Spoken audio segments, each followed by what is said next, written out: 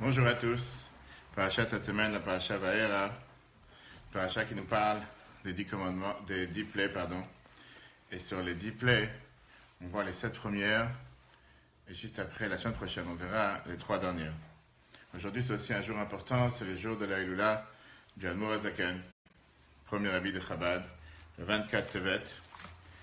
Donc, c'est plus qu'intéressant qu'on va s'arrêter sur un des sujets majeurs de la Chassidut, qui est le sujet de ce qu'on appelle le libre arbitre. Qu'est-ce que ça veut dire avoir le libre choix? Qu'est-ce que ça veut dire avoir le libre arbitre? Pourquoi on parle de ça aujourd'hui? Tout simplement parce que nous sommes en plein Paracha Vaera. Et dans cette Paracha, il y a la fameuse question qui est demandée, que d'ailleurs beaucoup des commentateurs de la Paracha demandent. Comment se fait-il que Pharaon a été puni suite au fait qu'il a mis en application ses mauvais décrets, de noyer les enfants juifs, de faire en sorte de ne pas laisser le peuple juif sortir d'Égypte, alors que nous voyons dans la Torah à plusieurs reprises, on va voir dans les différents versets qui suivent, comme quoi c'est Dieu qui a endurci son cœur. Et si c'est Dieu qui a endurci son cœur, alors comment, on va voir les différences. Si c'est Dieu qui a endurci son cœur, comment se fait-il qu'il a été puni? Il est un exécuteur. Il fait ce que Dieu lui demande. Et s'il fait ce que Dieu lui demande, au contraire, il devrait être récompensé. Qu'il a fait la volonté de Dieu. Puisqu'il a fait la volonté de Dieu, tu ne peux pas le punir. Comment ça se fait qu'on voit qu'à plusieurs reprises, la Torah a dit comme quoi il a été puni, il a reçu les 10 plaies, jusqu'à ce qu'il a totalement changé. Et c'est une question plus générale, pas seulement par rapport à Pharaon, mais c'est une question de la vie de chacun d'entre nous. Est-ce qu'on peut dire que nous sommes libres de prendre les décisions qu'on veut? Ou bien, non, nous ne sommes pas libres. De toute façon, tout est dicté d'en haut. Et quoi qu'il arrive, on va faire ce que Dieu il attend de nous. C'est ce qu'on appelle en hébreu Bchira Chofshit, le libre arbitre. Et c'est aussi ce qu'on va voir par rapport à la Chassidut, que la Chassidut nous enseigne. Qu'est-ce que ça veut dire avoir un libre choix? Ok. Commençons avec une histoire. C'était en été 1960, il y a 55 ans. Le monde juif tremblait. Premier ministre israélien Ben Gurion, il était sur la Knesset. Et il a proclamé, le fameux discours en disant « Adolf Eichmann est dans nos mains ». On a réussi à le capturer. Cette ordure qui a envoyé des dizaines de convois vers les camps de la mort. Il a été capturé, il a été amené en Israël. Bien sûr que beaucoup de millions de personnes à travers le monde qui ont souffert avec la Shoah, avec l'Holocauste, le monde entier a commencé à venir envoyer des équipes de journalistes vers Jérusalem pour le début du jugement. Ce Eichmann, que Dieu efface son nom, Eichmann, ne voulait pas partir de ce monde si rapidement que ça.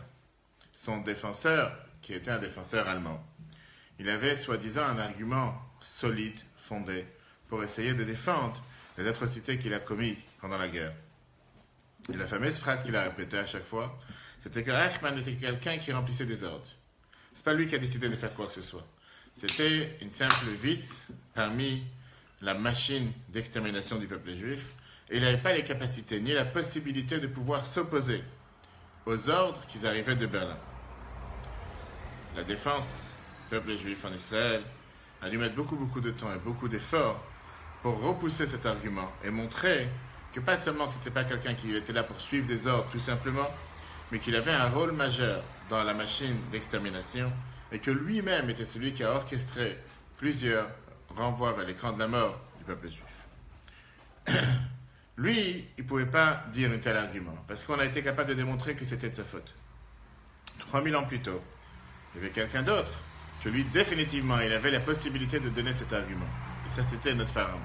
Quand on voit tous les commentateurs, à travers toutes les générations qui suivent, sur la punition qui a été donnée à Pharaon en Égypte, tout le monde demande la question. Pharaon était là pour suivre, mettre en application les ordres de Dieu.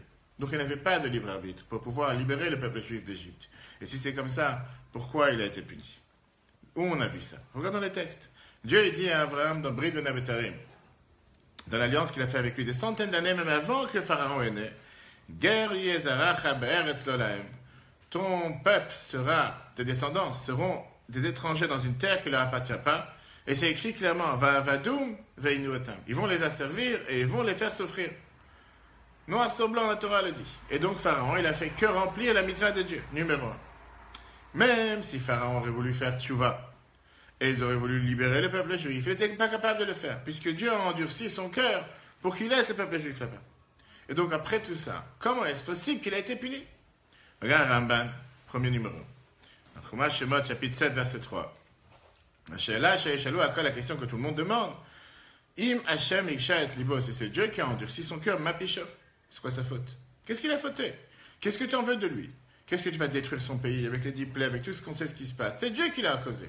Si c'est Dieu qui lui a demandé de faire une telle chose, il devait être remercié, il devait être récompensé. Numéro 1. Regarde le Ravad qui est écrit dans Ilchot Shuvah, dans Rambam, les lois du repenti, sauf Pereke, fin du chapitre 5. Si Dieu va dire à tous ceux qui ont des relations interdites, l'adultère, etc., pourquoi t'as fauté?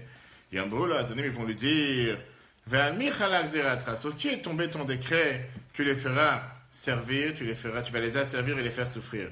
Alotan chez l'Ozanou, sur ceux qui n'ont pas fauté, sur ceux qui ne font pas de péché. Si c'est comme ça, ton décret ne va pas s'accomplir. En 2 mots, il y a bien des fauteurs, il faut qu'il y ait des fauteurs sur terre. Parce que s'il n'y a pas de fauteurs, tu n'auras pas qui punir. Nous, on t'aide à remplir le devoir que dans le peuple juif, il doit y avoir des fauteurs. Peu importe comment on peut l'expliquer, la question n'est pas une question générale sur Pharaon, mais une question beaucoup plus générale sur chacun d'entre nous. Il y en a qui vont dire que nous aussi, on n'a pas assez de libre arbitre. Le mot libre arbitre, c'est un bon mot, mais qui ne veut rien dire. Parce que la vie dans ce monde est faite de tellement de choses qui nous empêchent de vouloir faire ce que Dieu attend de nous. Et automatiquement, les décisions qu'on doit prendre, parfois c'est des décisions qu'on aurait voulu prendre des autres décisions. Mais il n'y a pas eu le choix, qu'est-ce que tu veux que je te dise? J'ai pris l'autoroute, j'ai pris l'avion, j'ai pas reçu de repas cachère. J'ai demandé un repas cachère, j'ai pas reçu. Qu'est-ce que je vais rester sans manger pendant 15 heures? Je peux pas rester en danger de vie. Et donc, je suis obligé de manger ce qu'il y a. Et va savoir combien d'arguments les gens peuvent donner. Tu as quelqu'un qui te dit, moi je ne travaille pas dans un endroit où il y a des juifs qui sont pratiquants. Je travaille parmi des non-juifs. Ou quelqu'un va dire, voilà, à midi, tout le monde est en train de manger du bar, du restaurant, ou bien du bar qu'il y a dans la société, ou bien de la cantine qu'il y a dans la société. Et moi, je suis le seul qui doit manger ma banane et mon petit morceau de pain sec que j'ai ramené depuis 2 jours. Ou bien, ils sont tous assis en train de parler n'importe quelle bêtise et n'importe quelle phrase. Comment tu veux que je me retienne et je ne parle pas et je ne participe pas avec eux? Quelqu'un d'autre va te dire, j'ai pas eu la chance de grandir dans une maison religieuse. J'ai pas eu la chance de grandir dans une maison pratiquante. La vie fait que il y a certaines habitudes que j'ai prises, certaines choses que je fais, ou certains environnements, certains membres de famille que je fréquente, qui font que c'est difficile de changer. Quel argument tu peux venir et dire, tu peux changer, tu as le libre arbitre? Oui, j'ai le libre arbitre, mais j'ai pas choisi de naître dans une telle famille. J'aurais bien voulu choisir naître dans une autre famille. Mais c'était pas mon choix, on m'a pas demandé mon avis d'abord. Qu'est-ce que ça veut dire si c'est comme ça? Bechira Chofshit. Qu'est-ce que ça veut dire le libre arbitre? Est-ce que vraiment nous sommes libres de prendre les décisions qu'il faut prendre dans la vie? Ou bien on n'est pas libre? Tout est dicté de toute façon d'en haut, on n'a pas la possibilité.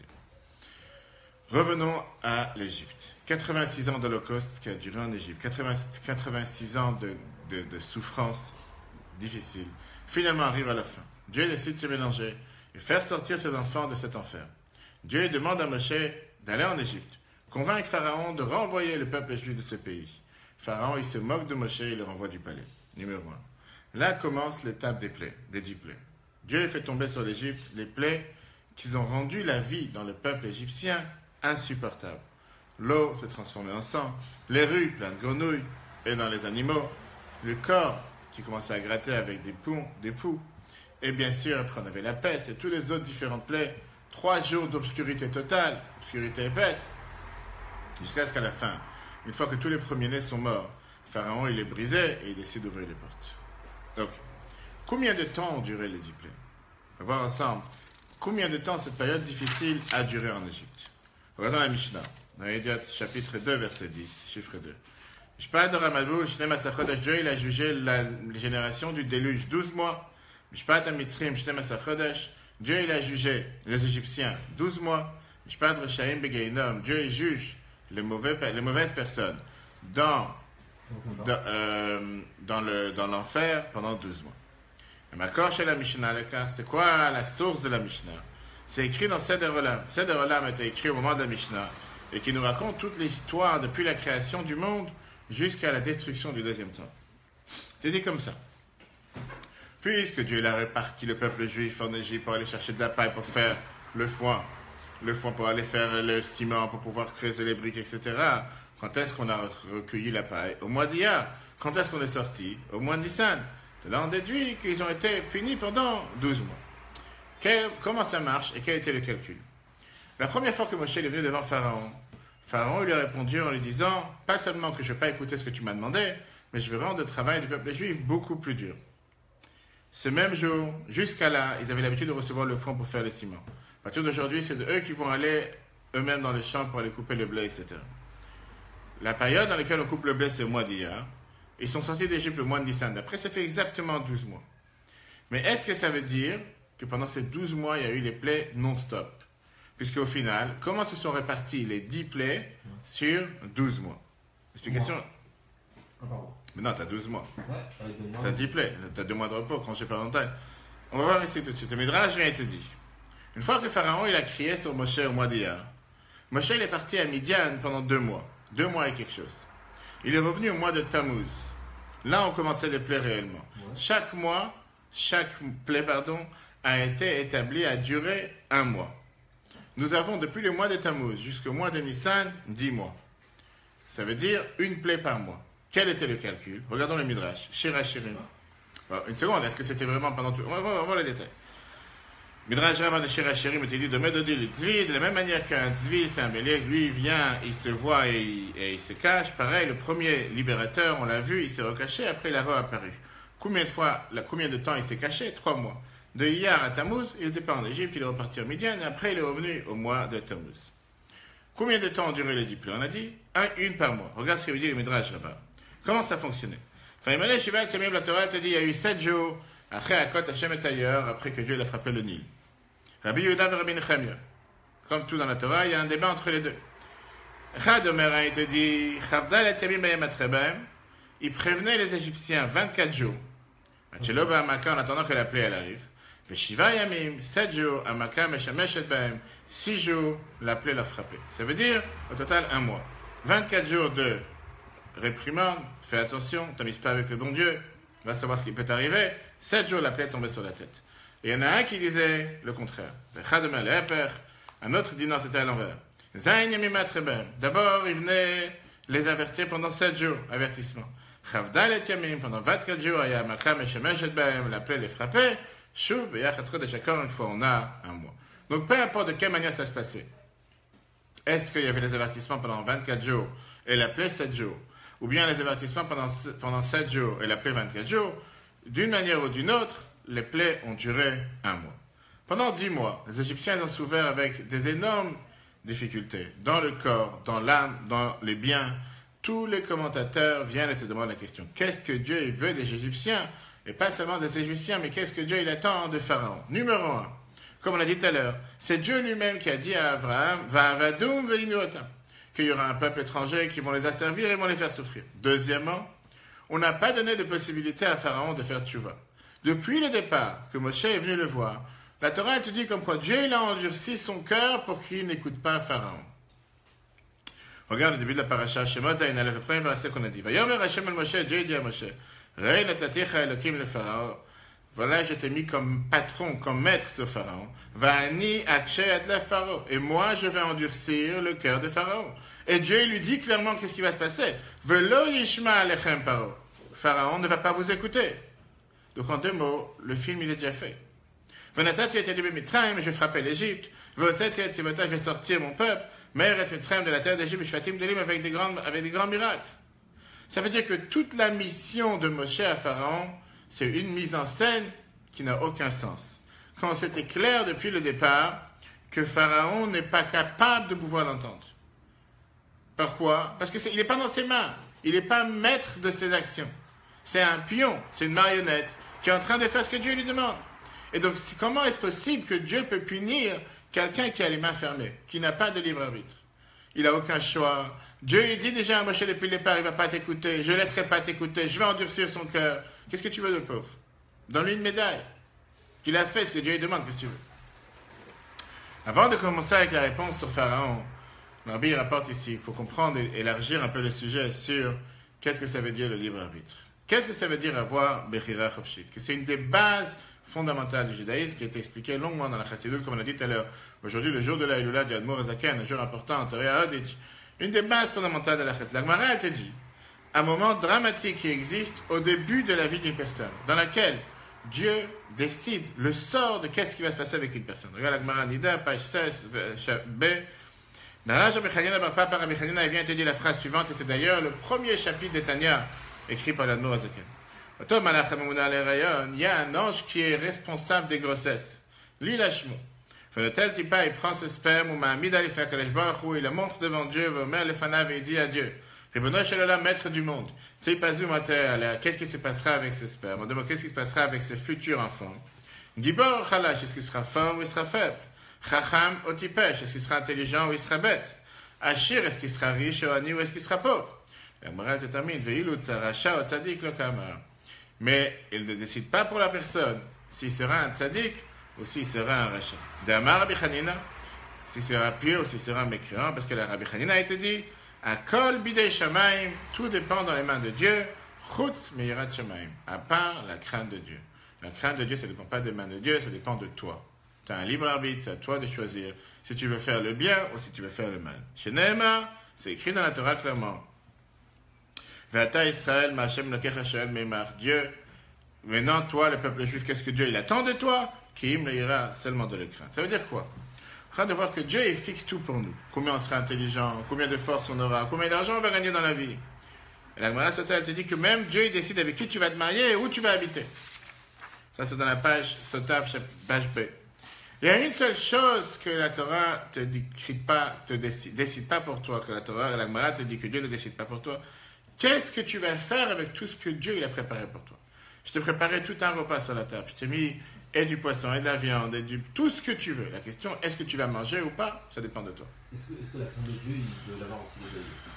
C'est deux choses différentes. Pas craindre, mais ils doivent savoir qu'il y a un Dieu sur terre et servir Dieu de manière différente. Oui.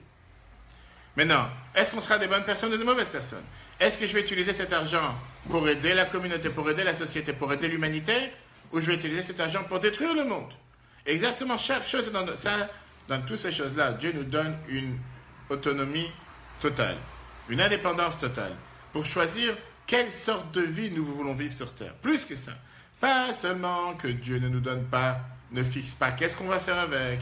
Il nous donne des tests qui sont sur une balance, balancés, et des tests sur lesquels on peut s'adapter. Pourquoi? Parce qu'il veut savoir est-ce qu'on va faire le bon choix ou pas.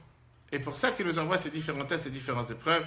Il ne te donne jamais une épreuve qui est plus dure pour une personne, pour la supporter. Regarde ce que Bereshit nous dit. Premier parasha de la Torah, chapitre 4.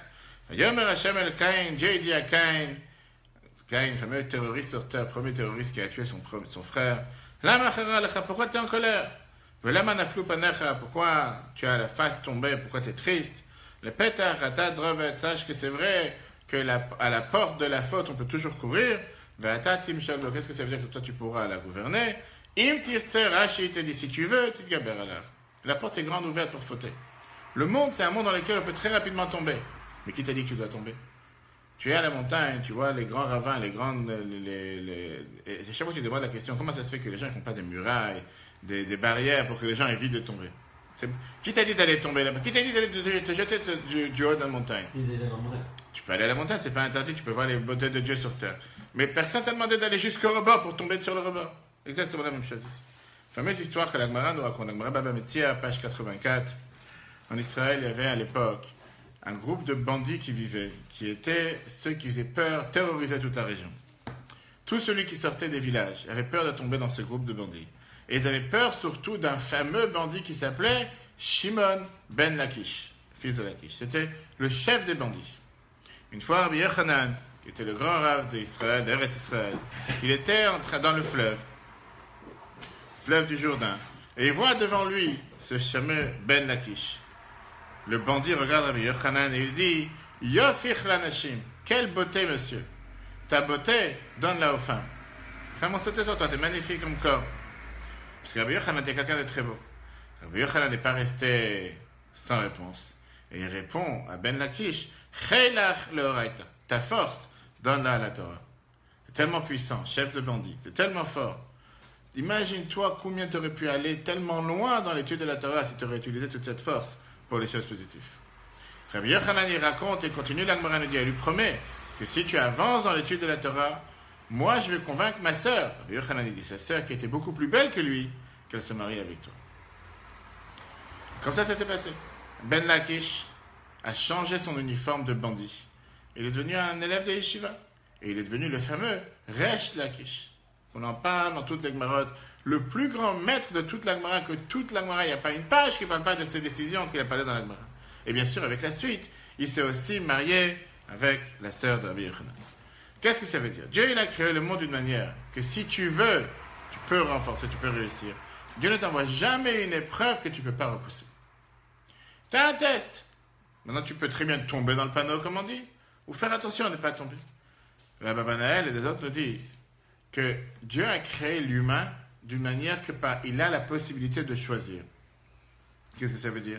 C'est pas juste que Dieu t'a créé comme un pion. C'est pas une pierre. Un arbre, il peut pas choisir. Une pierre peut pas choisir. Un humain, il peut choisir. Ça, c'est tout le sens de la vie que Dieu a donné à l'humain, différent des autres catégories avec lesquelles Dieu a créé le monde. Toute la raison pourquoi Dieu il a créé ce monde, parce que Dieu, il veut nous pousser à choisir les bonnes choses. Mais Dieu, il a voulu aussi que le monde soit un monde libre, que tout est possible à faire dans ce monde. Et que toi, tu viennes avec ta propre volonté choisir à faire le bien. Si tu aurais été comme un pion qui est là, que tu n'as même pas le choix, de toutes les façons, tu vas vers le bien, tu serais senti comme une pierre, comme un monument. On ne demande pas ton avis, on te place ici, devant on te place là-bas. Regarde ce qu'il dit la Babanel. Don Yitzhak Babanel, ministre des Finances en Espagne, très riche commentaire sur le Chumash Bereshit. Kol tuvo shlemoto shel Adam, toute la bonté et la perfection de l'humain, de l'être humain, Ubimtsiut aprira, c'est la possibilité de pouvoir choisir. Vayicholet à la tov et à la rak, il a la possibilité de faire le bien comme le mal en fonction de sa volonté. Veim lo hayaken, si jamais il n'y aurait pas existé une telle possibilité, lo Adam n'aurait pas été un humain. Velo yametzavé ota kadosh baruch hu, Dieu ne l'aurait pas non plus donné des autres à faire. Tu aurais été un pion, tu aurais été une pierre, tu aurais été une fleur. Oui, tu peux caresser la fleur, tu peux aimer la fleur, mais elle n'a pas son mot à dire. Si tu veux être là ou tu veux être là, tu as décidé que tu vas la planter dans tel champ, elle sera plantée dans tel champ. Maintenant qu'on comprend l'importance du choix que Dieu nous a donné, la question principale qu'on a demandé est encore beaucoup plus forte. Comment Dieu il a pu enlever le libre arbitre de Pharaon? Qu'est-ce que ça veut dire depuis le départ que Dieu dit à Moshe, il ne va pas t'écouter, je vais endurcir son cœur, il ne va pas vouloir te renvoyer? Qui te dit? Peut-être qu'il aurait voulu. Peut-être qu'il aurait vu Moshe, qu'il aurait été tellement touché par les supplications de Moshe. Il a dit, bon, tu sais quoi, je vais laisser passer à la moitié. Et ce qui les dérange le plus, comment Dieu a pu punir quelqu'un que ses mains étaient fermées? Dieu lui enferme les mains. Dieu lui met des menottes qu'il ne peut pas agir, il ne peut pas bouger. Et à la place, Dieu lui dit, va faire.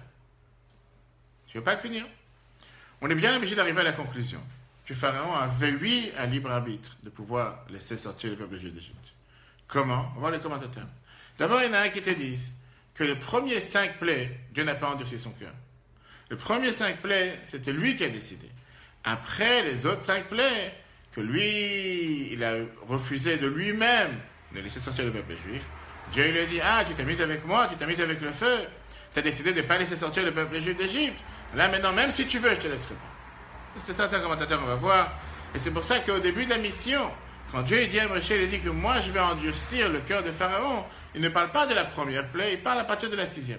Regardons le Midrash Rabbah Shemot, chapitre 13, verset 3.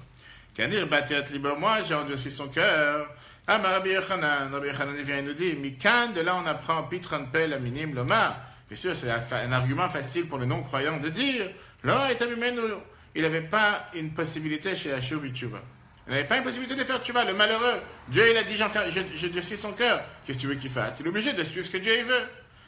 Mais alors, Eshlakish, je viens de voir tout à l'heure, Eshlakish il dit non.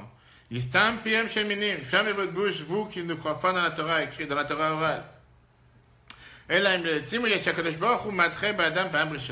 Dieu, il avertit une personne une fois, Shneya une deuxième fois, Shlishit une troisième fois. Veimeno chazer, si tu ne reviens pas, tu ne regrettes pas. Noël, libo minatchouva. Il t'empêche de faire tchouva. Pourquoi? Que de l'ifroa mimenu mashechata, pour te faire payer ce que tu as fauté. Car parole rachat, pareil, parole rachat. Kivan, c'est chez Kadosh Baruch Hu, il avait permis, puisque Dieu, il a envoyé Moshe chez lui 5 fois.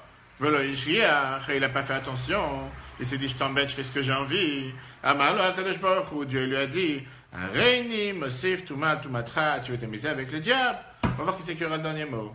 Et moi, maintenant, je vais faire en sorte de t'empêcher de faire tchouva. Même si tu voudras faire tchouva, tu ne pourras pas. Très bien. Fameuse histoire qu'on a avec Acher, qu'on a parlé dessus plusieurs fois, dans le Gemara Chagiga 15, Rabbi Meir et Elisha ben Avuya, que même quand il a continué à renier toute la Torah, il a eu affaire avec toutes les prostituées sur terre. Rabbi Meir, il a continué à prendre la Torah. Une fois, ils sont partis dans la route par un jour de Shabbat. Lui, il était sur son cheval. Rabbi Meir, il était en train de marcher. Il lui a dit, mais on a déjà dépassé la limite jusqu'à quand on ne peut pas voyager Shabbat. Reviens en arrière. Il lui a dit, toi aussi, je te demande de refaire tchouva. Il a dit, je ne peux pas faire tchouva parce que j'ai entendu une voix dans les ciels qui dit que tout le monde peut faire tchouva sauf Acher. Qu'est-ce qu'on apprend de là? Que parfois quelqu'un il fait une erreur, parfois quelqu'un il fait un péché de sa propre bonne volonté, de son propre gré. Et parfois quelqu'un il s'amuse avec le feu, à tel point que même quand il veut revenir, Dieu lui enlève la possibilité de revenir. Pareil avec Pharaon. Après les 5 premiers plaies dans lesquels lui il a décidé de ne pas laisser sortir le peuple juif, Dieu il a dit je te laisse plus sortir. Mais là il faut rajouter la nouveauté de la chassidoute. Comme on l'a dit tout à l'heure aujourd'hui, le jour de la Lula d'Admour Azaken, qu'il écrit dans la Geret Tchouva chapitre 11, le Rabbi ramène ça longuement, que même Pharaon, s'il aurait voulu vraiment faire tchouva, Dieu l'aurait laissé faire. Pareil avec le peuple juif. Ça n'existe pas quelqu'un qui ne peut pas faire tchouva. Même quelqu'un qui a tout fait pour ne pas faire, même quelqu'un qui s'est amusé à vouloir embêter le bon Dieu comme Pharaon, je ne sais pas qui c'est le bon Dieu, je ne sais pas de quoi tu parles, s'il veut vraiment, il peut faire tchouva. C'est très important de savoir que ça c'est la vision de la chassidoute. Regardons d'abord où ça écrit ce midrash, qu'au départ Pharaon a fait les choses de lui-même, et après, c'est Dieu qui a endurci son cœur. Le premier plaie, c'est écrit quoi? Après la première plaie, c'est écrit Vayechezak lève Paro. Il a été endurci le cœur de Pharaon. Velo Shamalem, il n'aura pas écouté. Qu'est-ce qui est écrit après la plaie Makat Sardea, la plaie de la grenouille? Vayar Paro. Paro a vu les grenouilles, etc. Il a endurci son cœur, il ne les a pas écoutés. Après Makat Kelim, après l'époux, qu'est-ce qui est écrit? Vayechezak lève Paro. Le cœur de Pharaon s'est endurci, le Shemalem ne les a pas écoutés, etc. Et pareil dans les 5 premiers plaies. Changeons de registre. Passons aux 5 dernières plaies, et là tout d'un coup on parle d'autre chose. Après la plaie de Makat Shrin, qui sont les vermines, Vayechezak Hashem et lève Pharaon. Dieu a endurci le cœur de Pharaon, il ne les a pas écoutés.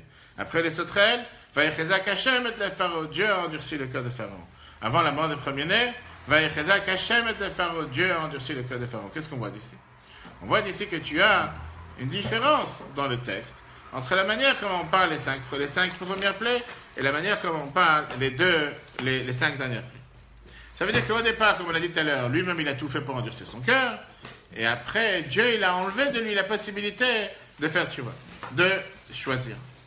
Le Rabbi n'est pas d'accord avec ça. Le Rabbi te dit que d'abord c'est pas une preuve qu'on vient de converser, parce que même dans les premiers plaies, la Torah te dit clairement Velo Shama Alehem, que Pharaon ne les a pas entendus, qu'Asher Diber Hashem, comme Dieu leur avait prévenu.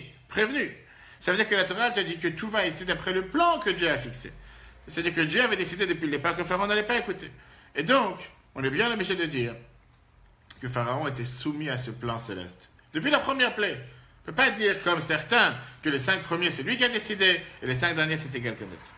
D'ailleurs, on a un des commentateurs de Rashi, le Nachalat Yaakov, qui vient et te dit clairement que Dieu a endurci le cœur de Pharaon dans toutes les plaies. La différence avec les premières, c'est que dans les premières plaies, ça a été orchestré, organisé, on va dire de manière superficielle. La preuve, c'est que même les magiciens ils étaient capables de refaire les 2 premiers plaies. Alors que dans les dernières plaies, c'est Dieu qui a endurci son cœur de manière directe. Et il a fait en sorte de ne pas le laisser faire tchouva, même s'il aurait voulu faire tchouva. Peu importe quelle est la conclusion. Si c'est comme les commentateurs ou comme le Rabbi nous dit, est-ce que les 5 premiers, c'est lui qui a décidé, les 5 derniers, c'est lui qui n'a pas laissé? Et est-ce que, comme le Rabbi nous dit que pendant les 10 plaies, il n'a pas laissé faire tchouva et c'est Dieu qui l'a fait en sorte de endurcir son cœur? La question revient. Si c'est comme ça, où était le libre arbitre de Pharaon? Puisqu'il n'avait pas de libre arbitre, puisqu'il ne pouvait pas choisir, puisqu'il ne pouvait pas agir, comment à ce moment-là Dieu a décidé de le punir? Question très riche. Et cette réponse, une réponse va commencer par une histoire qui se passait en Russie. Il y a 200 ans, il y avait le premier Saint Nicolas, le premier Nicolas le premier. C'était un catholique ardent. Pas orthodoxe, c'est quelqu'un qui était très cruel.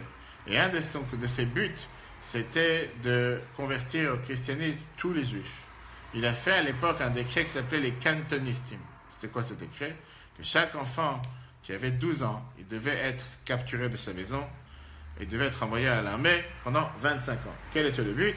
Pendant ces 25 ans, il va recevoir une éducation catholique parfaite, et il va devoir se tremper pour se convertir au catholicisme, et à ce moment-là, il va totalement être déraciné de la vie juive et du peuple juif, et comme ça, il va pouvoir exterminer le peuple juif spirituellement.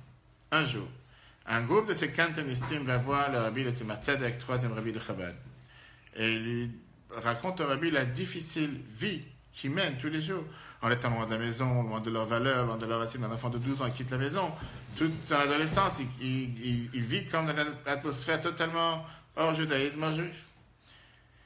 Et ils disent à tel point qu'on nous force de manger de la viande non cachère. On ne sait pas quoi faire. Si on ne va pas manger cette viande, on risque de mourir. Ce n'est pas un choix on a envie ou on n'a pas envie. On est sous leurs ordres. Est-ce qu'il vaut mieux jeûner ou il vaut mieux mourir? Question qui demande à Tzemach Tzedek. Le rabbi qui a compris leur détresse, il leur répond, mangez, qu'est-ce que vous voulez que je fasse? C'est pas écrit, vous n'allez pas mourir, mais qui vous a dit de lécher les doigts? En deux mots, le rabbi a voulu leur répondre la chose suivante. C'est vrai que Pharaon avait ce plan divin qui était d'asservir et de faire souffrir le peuple juif. Mais il avait le choix, est-ce qu'il devait lécher les doigts ou pas? Qui veut dire, est-ce qu'il devait profiter du fait que Dieu lui a dit que le peuple juif va être esclave dans son pays pour les faire souffrir au maximum et rajouter dans sa cruauté et dans sa misère, ou bien non. Il peut dire, vous êtes esclave, vous êtes enfermé ici, faites ce que vous voulez, vous ne pouvez pas sortir. Il aurait pu être un roi sympa, gentil, ou il aurait pu faire en sorte de dire, ah, puisque déjà vous êtes esclave, je vais en profiter, je vais rajouter une couche, je vais vous faire souffrir au maximum, et je vais aussi avoir un plaisir dans ce que vous êtes en train de faire. Et là, je la différence. D'où on sait ça? D'où on sait qu'il a rajouté sur les commandements que Dieu a donnés. Dieu, dans le ciel, il a dit, Dieu, il a dit à Abraham que le peuple juif va être esclave et ils vont les asservir en Égypte. Dieu n'a jamais, à aucun moment, dit à Abraham qu'ils vont être noyés dans un fleuve, qu'il faudra noyer les premiers enfants, qu'il faudra mettre les enfants à la place des briques dans le mur, et toutes les souffrances qui sont passées en Égypte. Et c'est sur ça qu'il a été puni. C'est pas seulement sur ce qu'il a gardé qu'il ne les a pas laissés sortir. Si ça aurait été sa seule faute, qu'il n'a pas laissé sortir le peuple juif, on n'aurait pas en voulu. C'est pas la fin du monde. Pourquoi? Parce que c'était le plan divin. Mais lui, il en a profité sur l'occasion. Si déjà j'ai ces gens-là avec moi, autant les abuser, autant les faire souffrir, autant leur faire du mal. Sur son mauvais cœur, sur sa mauvaise situation, sur sa manière de méchanceté, de cruauté, comment il agit envers le peuple juif. C'est pour ça qu'il laisse tout faire. Le rabbi nous explique que ça, c'est la réponse. Pourquoi, plein de fois, quelqu'un se trouve dans une situation que parfois tu n'as pas grand choix, tu n'as pas grande possibilité. Dieu ne punit pas la personne sur quoi, qu'est-ce qu'il fait, mais sur comment il le fait.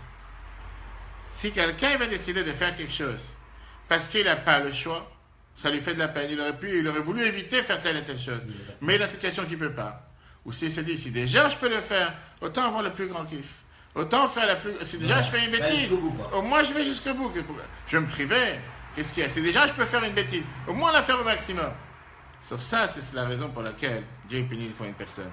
Puisque Pharaon essaie totalement adapter le rôle du méchant dans le film, oui, c'était un film qui était destiné par Dieu. Oui, c'était quelque chose que depuis le départ, ça a été mis en place afin que le peuple juif puisse en sortir avec une grande richesse, etc. Mais lui, il s'est dit, voilà, j'ai la possibilité de les faire souffrir, autant en profiter. C'est dans mes mains. J'ai la possibilité de ne pas les laisser sortir d'Égypte. Autant faire en sorte qu'ils vont souffrir au maximum. Il a dit, ah, tu t'amuses avec le feu, là tu vas souffrir. Regarde comment la Bible dit ça dans le chiffre 5. Ça que Pharaon, il a refusé de renvoyer le peuple. Là, il y a Rak, Mipnei, Shakadosh Baruch Hu, Chizek et Libo. C'était pas seulement parce que Dieu l'a renforcé son cœur, endurci son cœur, pour ça il ne les a pas laissés sortir. Et là, Shagamu, Mitzad Atzmo, c'était parce que lui, de lui-même, et Bidat Libo, lui aussi, il a endurci son cœur. Shelo, les Shalachem d'Israël, lui aussi, il a dit, tu sais quoi, j'en profite. Ils sont déjà ici, je vais les utiliser comme il faut. Mais la reine, c'est pour ça qu'il était puni sur ça. Comme la fameuse réponse dans les livres sur la question. Comment Dieu il a pu punir les Égyptiens? Al-Shavid ou Israël peut faire sur ça, qu'ils ont frappé, qu'ils ont fait en sorte de faire travailler le peuple juif avec difficulté. C'est Dieu qui avait décrété Je vais les faire souffrir. Et ils vont être esclaves dans un peuple étranger. Et ils vont souffrir et les travailler et les servir. Et la mais ça que les Égyptiens ils ont fait souffrir et fait travailler le peuple juif. Là, il y a que eux, ils n'ont pas fait ça pour remplir la volonté de Dieu, qu'à ce moment-là, tu dois donner une médaille, que c'est des bonnes personnes qui ont fait ce que Dieu veut. Par la méchanceté de leur cœur. Mais c'est pour ça qu'ils ont été punis. Donc là, on a la réponse. La réponse, elle est que bien sûr, Pharaon, s'il aurait fait seulement que remplir ce que Dieu il a dit, que le peuple juif ne soit pas d'Égypte, pas grave. Il n'aurait pas été puni. La punition est venue par la méchanceté et la cruauté. Ce qu'ils ont fait, c'est comme je disais tout à l'heure, avec Eichmann. Si quelqu'un il a fait que suivre des ordres, et vraiment il n'avait aucun choix de ne pas pouvoir le faire, nous on peut essayer de voir si vraiment il mérite une peine grave ou pas.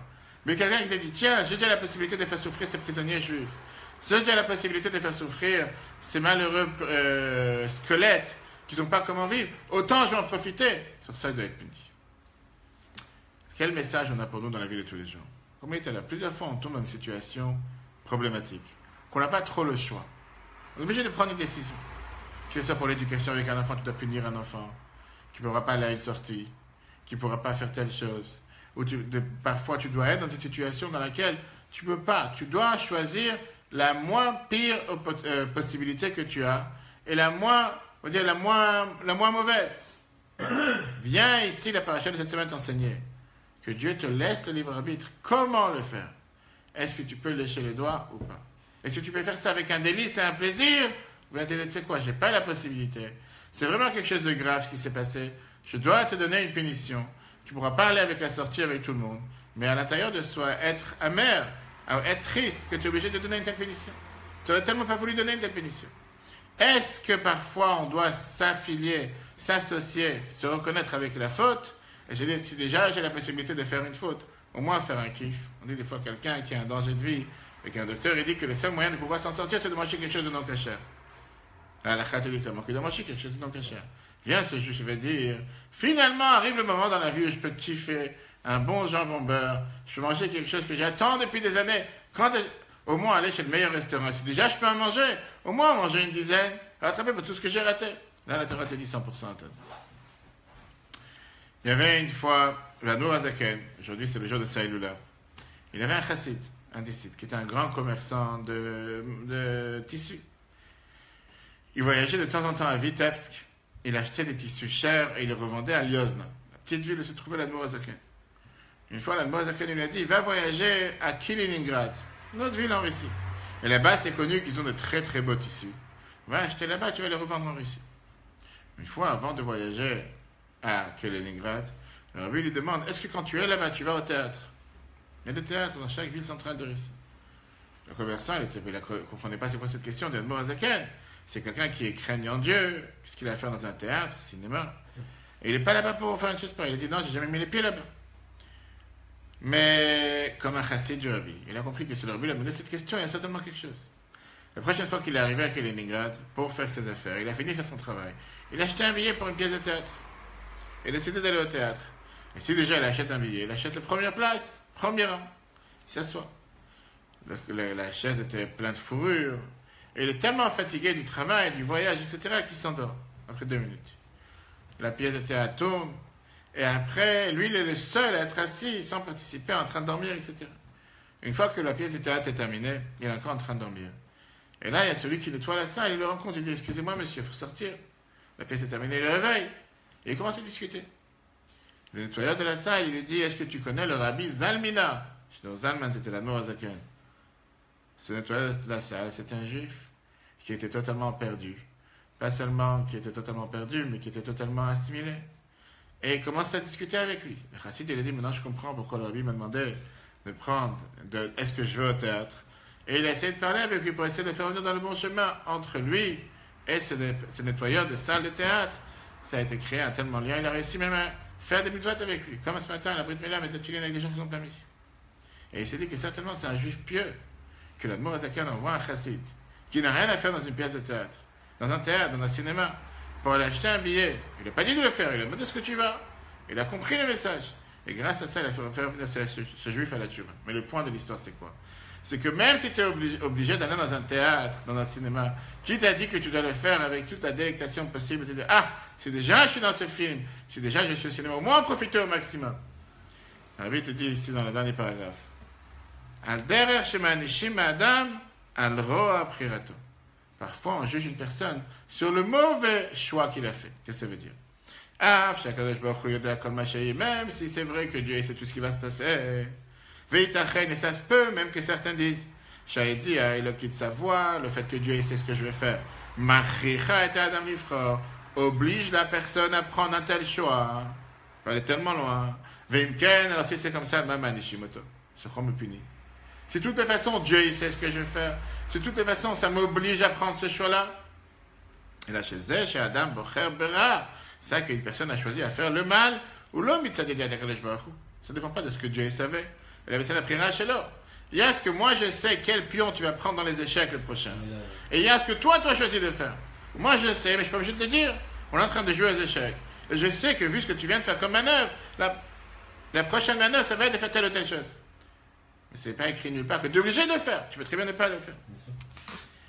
Et avec ça, l'Arbi donne une énorme réponse sur le grand débat qu'il y a entre le fait que Dieu sait ce que je vais faire, mais il ne sait pas comment je vais le faire. Il ne se mélange pas dans comment je vais le faire. Et sur ça, c'est ce que Rambam Maïmonide nous dit dans le Pirkei Avot Maxime de nos pères. À Kol Tsafoui, tout est déjà décidé. Dieu il sait depuis le départ. Dieu il sait par souffle divin qu'est-ce qui va se passer comme si ça s'est déjà passé. Mais Dieu n'influence en aucun cas sur le choix de la personne. Et comme le Ravan Al-Chot Shuvah te dit que Dieu il sait seulement les possibilités qui se présentent à la personne, mais il ne sait pas clairement qu'est-ce que tu vas choisir. Il sait quel choix se mettre devant toi. Et après Dieu te donne, je te donne un conseil, fais le bon conseil. Tu peux prendre le mauvais conseil. Tu vas dans un restaurant, tu dis qu'est-ce que vous avez aujourd'hui pour midi? Il dit j'ai tel et tel plat. Et le restaurant, pourquoi il a fait ces plats-là? Parce qu'il sait que 90% de la clientèle qui vient aujourd'hui, il fait froid, il pleut, peu importe, ils mangent, je sais pas, des pommes de terre et de la viande, et ils ne vont pas manger un repas d'été. Mais néanmoins, il a mis dans sa vitrine 10% des plats d'été. Pourquoi? Parce qu'il sait qu'il a des clients qu'en règle générale, ils sont plus adaptés à manger ce repas plus light que l'autre. Ça veut forcément dire qu'ils vont prendre ça. C'est sûr qu'aujourd'hui, ils vont dire. Ils vont dire, non, je prends le repas qui est les pommes de terre et le poulet, pas le reste. Exactement la même chose dans la vie de tous les jours. Avec ça, cher ami, on a eu la réponse. Pourquoi Pharaon a été puni? Il n'a pas été puni sur le fait d'avoir gardé les peuples juifs, tout simple. Il a été puni surtout sur le fait d'avoir fait avec son propre volonté, sa propre choix, son propre désir, quelque chose que personne ne lui a demandé. Oui, on aurait dû être esclave dans une terre étrangère. Oui, on n'avait pas le choix, mais on devait rester là-bas. Mais qui t'a dit d'aller avec tellement méchant, de faire tuer les enfants juifs dans le Nil, de mettre les enfants juifs dans la place des briques. Et à cause de ça, il a été puni pour son propre choix. Et dans la vie de tous les jours, la même chose. Parfois, on doit prendre des décisions difficiles. On doit savoir qu'on ne doit pas le faire avec toute une délectation et être tellement heureux et enthousiaste. Et au contraire, comme on dit tout le temps dans la prière, demander à Dieu de ne pas nous mettre devant des épreuves. Ça, parmi tous les autres cours qu'on a vus cette semaine, sur le diplôme, sur le choix que Dieu il a fait pour pouvoir répondre à Moshe qui n'a pas répondu au patriarche, au premier débat de la paracha, dans lequel Moshe il a demandé à Dieu pourquoi tu fais souffrir ton peuple. Elle s'aura demandé des questions sur Dieu. Tous les autres cours, vous les avez sur l'application eTorah sur Google Play. Et on replay juste après ce cours ici. Très bonne journée à tous. Profitons des bénédictions du jour d'aujourd'hui de la Lula de Admour HaZaken pour apprendre la Chassidoute et voir comment cette merveilleuse lumière dévoilée par le Baal Shem Tov et bien sûr la Chassidoute rabattée par l'Admour HaZaken a fait en sorte de révolutionner la planète grâce à tous ces riches enseignements. Très bonne journée et à la semaine prochaine.